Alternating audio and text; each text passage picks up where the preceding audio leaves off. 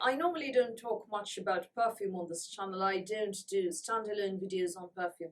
But then, I discovered some new perfumes this year which I absolutely love. And I thought, I'd do a video about my favorite perfumes of 2023.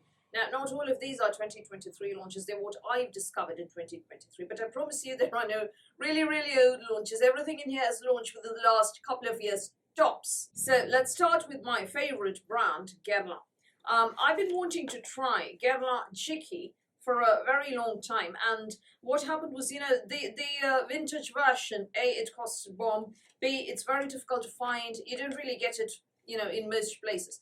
So Guerlain launched their sort of key fragrances, or, their very signature perfumes in a collection called Les Légendaires, in these sort of boxes, with this sort of inverted heart cap bottle with this particular shape.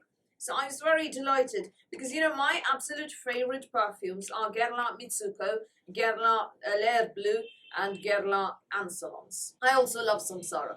So I wanted to try some really classic, famous names from Guerlain, and the Les Légendaires collection has everything. So Chiqui was the first that I bought from Les Légendaires, and the notes are aromatic, fresh spicy, lavender, woody, citrus, and vanilla. And the notes are lavender, bergamot, rosemary as top notes. Middle notes are fun and woody notes, and rose and base notes are vanilla, tonka bean, and woody notes. I think, of the entire lot that, I'm showing you today, Chiqui is my favorite perfume for 2023. It is last year's launch, I know, but Chiqui from Guerlain is my favorite perfume for 2023. Not my favorite perfume of all time, favorite for 2023. Now, the original Chiqui was launched in 1889, and the Les Légendaires is not obviously the exact same thing, apparently. But, I can't, turn back time to 1889, although that might be a very interesting thing to do, oh my God, Victorian beauty products. But yeah, imagine living without, electricity and, proper, decent plumbing and things. No, best not. So what do I think about Chiqui? I like it, really like it. Is it my absolute favorite perfume? No, that's still Mitsuko and L'air Bleu. Sorry, it's still Mitsuko and L'air Bleu right up there. But, I like it after that, in that next tier, this one's there with a lot of others, and I'm really glad that I bought it. I wanted to try Chiqui for a very long time, and I also want Après L'Onde and Nahima and Vol de Nuit and L'Initial or L'Initial and Liu and so on, from the Les Légendaires collection, because otherwise, I'd never get around to smelling or trying out the absolute classic old fragrances from Guerlain. From the Les Légendaires collection, which launched last year, I also bought L'Instant. Now, the original L'Instant, it isn't a very old perfume, unlike Chiqui, which was 1889. Now, the original L'Instant had more iris and was more powdery. This, I find, it is a bit less powdery. It is actually milder. It is milder than Chiqui. Chiqui is stronger. Chiqui is not as strong as Mitsuko, but then I'm talking about the OG Mitsuko, not, the watered down Les Légendaires version. So L'Instant is a floral perfume, and the top notes are orange, honey, bergamot, and mandarin orange. The middle notes are lang lang, magnolia, and jasmine, and the base notes are amber and sandalwood. It is on the yellow floral side. The original L'Instant from Guerlain was a lot more irisy and powdery. There was definitely, not as much as Insolence or something, but, there was definitely more powderiness to it. This is not powdery at all. There's more floral, proper yellow floral. It's not as yellow floral as Lancôme Pomme, for instance, but it is definitely a lot more yellow floral than anything else from Guerlain that I've tried. Now, let's talk about staying power. L'Instant doesn't last as much as Chiqui. Chiqui lasts longer. Neither lasts as much as Insolence or L'air Bleu or Mitsuko or Samsara or Shalimar.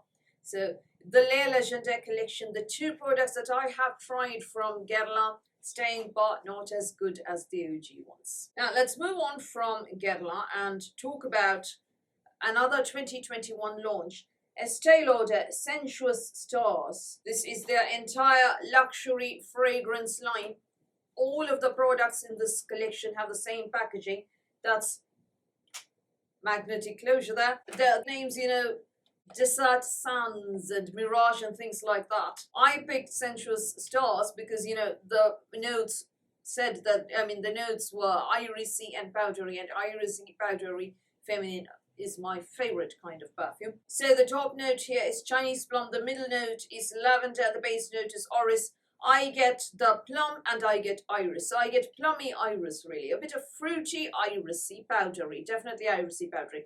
I don't love it as much as Guerlain Insolence or L'air Bleu, but I think this is my favorite Estee Lauder fragrance. I like this more than the Tuberose Gardenia one. I like this more than Modern Muse. I like this more than Beautiful Belle. Now, does Sensuous Stars last? Yes, it does. But, you know, it fades. So while it doesn't really go away completely for, you know, the entire day, by the end of the day, it's a nice mild fragrance and not as strong as it was when you first applied it. Now, this is actually a 2022 launch that I bought when I was feeling really, really low, when it was a year after my grams passed away. You know, I needed something to pick me up. It was a really bad time. Right, this is Chopard Iris Malika. There's all of 100 mils. You can see the lovely purple, deep purple packaging there. I'm not going to do that with one hand, not with this thumb. So the top notes are wild berries, spices and pink pepper, and the middle notes are iris, jasmine and lang lang, and the base notes are woodsy, spicy, Peru balsam, benzoin and tonka bean.